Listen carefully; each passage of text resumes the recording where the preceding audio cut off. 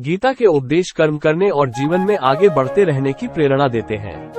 ऐसे में किसी भी परेशानी का हल पाने और जीवन में सफल होने के लिए गीता की कुछ बातों का ध्यान रखना चाहिए। श्रीमद्भागवत गीता में भगवान श्री कृष्ण के उपदेशों का वर्णन है। श्री कृष्ण ने गीता का उपदेश महाभारत युद्ध के दौरान अर्जुन को दिया था। कृष्ण ने अर्जुन को तब गीता का पाठ पढ़ाया था जब उनके कदम युद्ध भूमि में डगमगाने लगे थे।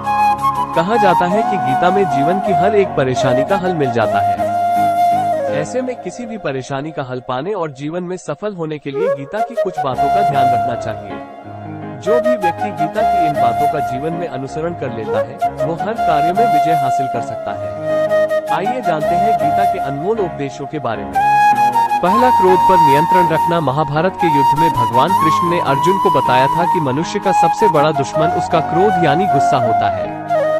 गुस्से में व्यक्ति खुद पर नियंत्रण खो बैठता है और आवेश में आकर गलत कार्य कर देता है। इसलिए क्रोध को खुद पर हावी नहीं होने देना चाहिए।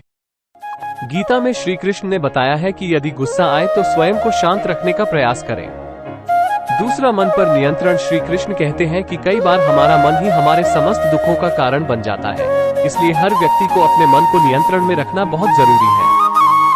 जिस व्यक्ति ने अपने मन पर काबू पा लिया वो मन में उत्पन्न होने वाली बेकार की चिंताओं और इच्छाओं से भी दूर रहता है।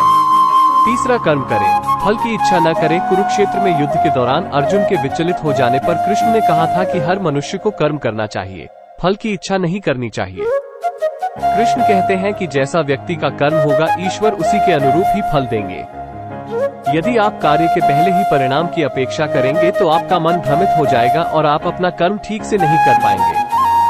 चौथा, आत्म मंथन। कृष्ण कहते हैं कि व्यक्ति को खुद से बेहतर कोई नहीं जान सकता, इसलिए स्वयं का आकलन करना सबसे जरूरी है। जो भी व्यक्ति अपने गुणों और कमियों को जान लेता है वो अपने व्यक्तित्व का निर्माण करके हर काम में सफलता प्राप्त कर सकता है।